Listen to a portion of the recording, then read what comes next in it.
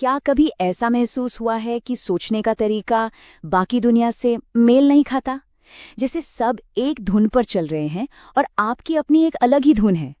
आज हम इसी एहसास की तह तक जाएंगे और ये समझेंगे कि कैसे बहुत ज्यादा इंटेलिजेंट होना ही कभी-कभी अकेलापन महसूस करा सकता है। जरा इस बात पर गौर कीजिए। अगर हमेशा एक बाहरी व्यक्ति की तरह महसूस किया है तो शायद ये कोई कमी नहीं है। ये लाइन अपने आप में बहुत कुछ कहती है। ये पूरे नजरिए को ही पलट देती है। मतलब जिससे दुनिया अजीब समझती है, हो सकता है वो असल में एक अलग लेवल की इंटेलिजेंस हो, एक ऐसी फ्रीक्वेंसी जिस पर ज्यादातर लोग कनेक्ट ही नहीं कर पाते। तो यही है हमारा आज का बड़ा सवाल, आखिर क्यों जो दिमाग बहुत तेज होते हैं वो अक्सर अलग थलग से लगते हैं। चलिए इस पहेली को सुलझाते हैं और इस एहसास के पीछे का लॉजिक समझते हैं। इसको समझने के लिए सबसे पहले समाज के एक बेसिक नियम को समझना होगा। ये एक तरह का अदृश्य दबाव है, ग्रुप में फिट होने का, सबके जैसा बनने का दबाव। सोचिए, ये समाज का एक डिफ़ॉल्ट ऑपरेटिंग सिस्टम है जिस पर हम में से ज्यादातर लोग अनजाने में ही चल रहे होते हैं। और ये ऑपरेटिंग सिस्टम काम कैसे करता है? ये हमें वो चीजें करने पर मजबूर करता है जो ट्रेंडिंग है, या हमें दोस्तों की बात से सहमत होने के लिए उकसाता है, भले ही हम अंदर से सहमत ना हो। क्यों? सिर्फ इसलिए ताकि हमें ग्रुप से बाहर ना निकाल दिया जाए, ताकि हम एक्सेप्टेड महसूस करें। इसी को कहते हैं नॉर्मेटिव सोशल इन्फ्लुएंस। लेकिन सब लोग इस डिफॉल्ट ऑपरेटिंग सिस्टम पे नहीं चलते। कुछ दिमाग इससे जैसे इम्यून होते हैं, वो एक अलग ही आज़ादी के साथ काम करते हैं। और इसी आज़ादी को कहते हैं कॉग्निटिव इंडिपेंडेंस या संज्ञानात्मक स्वतंत्रता। मतलब एकदम साफ है, बाहर क्या चल रहा है, कौन क्या पसंद कर रहा है, इससे ज्यादा फर्क नहीं पड़ता। फर्क इस बात से पड़ता है कि उनका अपना लॉजिक क्या कहता है, उनके पास सबूत क्या है। उनके लिए सच को जानना पॉपुलर होने से कहीं ज्यादा जरूरी है। ये एक बहुत बड़ा फर्क है। तो यहाँ पर देखिए, इन दोनों सोचने के तरीकों में जमीन आसमान का फर्क है। एक तरफ है वो रास्ता जिस पर सब चल रहे हैं क्योंकि बस सब चल रहे हैं, ये है सोशल प्रूफ का रास्ता। और दूसरी तरफ एक ऐसा इंसान है जो भीड़ से अलग अपने लॉजिक और सबूतों की मशाल लेकर एक नया रास्ता बना रहा है। उसे समझने की भूख है, फिट होने की नहीं। तो यहाँ सबसे जरूरी बात क्या निकल कर आती है कि अगर कोई ट्रेंड या कोई पॉपुलर चीज पल्ले नहीं पड़ रही तो ये कोई सोशल फेलियर नहीं है।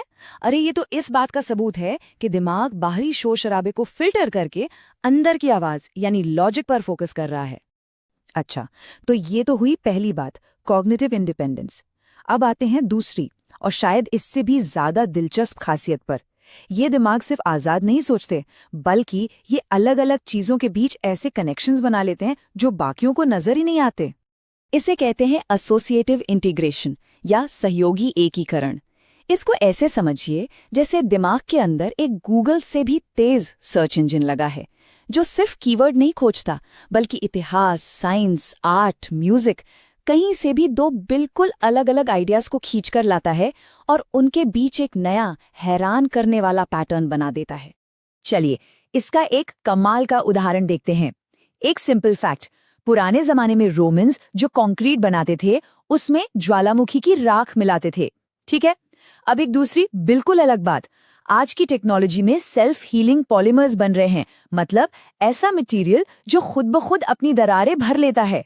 अब देखिए, एक एसोसिएटिव दिमाग क्या करेगा, वो इन दोनों डॉट्स को कनेक्ट करेगा और एक बिल्कुल नया सवाल पूछेगा, क्या हम उस पुरानी रोमन रेसिपी की ज्वालामुखी राख को आज इस्तेमाल करके सेल्फ हीलिंग बिल्डिंग्स बना सकते हैं? देखा, ये है वो एसोसिएटिव लीप, एक वैचारिक छलांग। लेकिन यहीं पर एक दिक्कत आती है।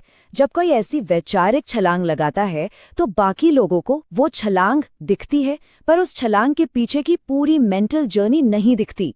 उन्हें सिर्फ आखिरी नतीजा सुनाई देता है जो उन्हें एकदम रैंडम या टॉपिक से भटका हुआ लग सकता है। उन्हें लगता है, अरे ये बात कहाँ से आ गई बीच में। तो अब इन दोनों चीजों को एक साथ रख कर देखिए। एक तरफ अपने लॉजिक पर चलने की आजादी और दूसरी तरफ अलग अलग आइडियाज को जोड़ने की काबिलियत। जब ये दोनों चीजें एक दिमाग में मिलती हैं तो नतीजा क्या होता है? नतीजा होता है एक ऐसा इंसान जो सच में एक बिल्कुल अलग ही फ्रीक्वेंसी पर ऑपरेट करता है। ये टेबल इस फर्क को बिल्कुल साफ कर देती है। एक तरफ है सरफेस लेवल थिंकर जो पॉपुलर आइडियाज को मान लेता है, दूसरी तरफ है डीप एसोसिएटिव थिंकर जो हर चीज पर सवाल उठाता है। एक पुरानी बनी बनाई राह पर चलता है, दूसरा बिल्कुल अलग अलग फील्ड्स को जोड़कर नए रास्ते बना डालता है।